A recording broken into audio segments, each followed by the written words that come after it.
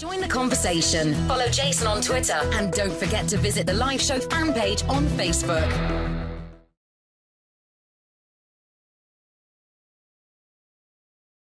They're talking about the debt ceiling. We got a debt ceiling coming up here. Do you know that? March 15th, we run out of money again. And now Republicans are going to be right back to where they were before, trying to decide whether or not they increase the federal debt or they start making cuts. I don't know why we even have a debt ceiling. It doesn't make sense. It's not like it actually restricts Congress. It doesn't limit their spending. It doesn't eliminate expenditures. All it does is it maybe shuts down the government for a week every year. Well, you want me to rock your brain a little bit? Here you go. Do you know before there was a debt ceiling, the debt ceiling is actually designed to ensure that Congress can continue to borrow money without having any restrictions. See, it used to be before the debt ceiling that if you wanted to exceed the budget, you had to get every single thing approved. Like there wasn't just blanket, okay, yeah, you can borrow X number of dollars. Anytime you wanted to borrow money, you had to get approval for everything. Mm-hmm. And so it really slowed things down, right? Every time you had to go back and ask for more money, you had to beg.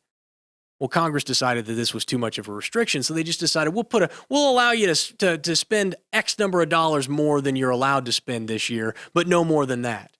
We'll have a certain amount of debt that you can achieve, and then no more than that. It's like a limit on your credit card. Yeah.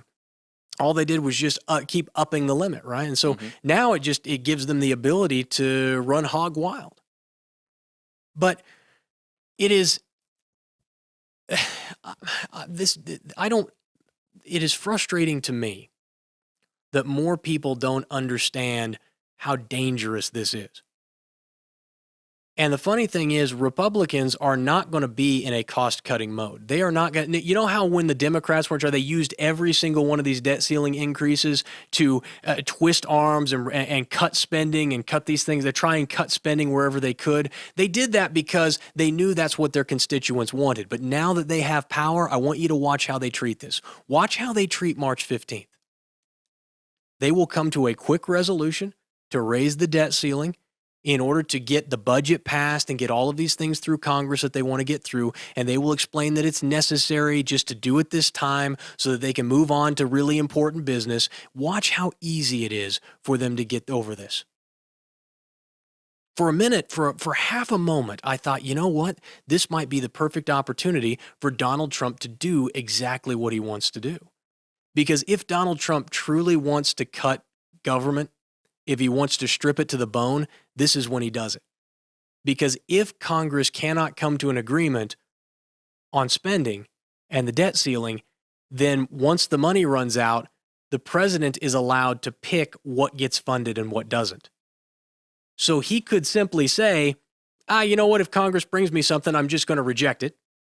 If they don't come to me with a proposal that I like, and then what I'm going to do is I'm going to come in and start cutting all of the stuff that I wanted to get rid of to begin with, and I can do that because I'm allowed to do it because Congress didn't do their job.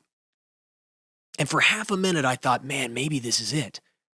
Maybe we're going to see government cut to the bone when Donald Trump has the opportunity through the law to make the cuts that he wants to make. And then I realized, well, that's just silly, Jason. Why would they do that? Why would Republicans do the right thing? Have they ever given you any indication that they intended to do the right thing? Oh, I know they talk a mean game. They're always saying that they want to do the right thing, but how many times have you actually seen them do the right thing? And then I realized that this was going to end up just like every other Republican monopoly that we've seen. Spending is going to go up. The debt is going to go up. Your life is not going to get any better.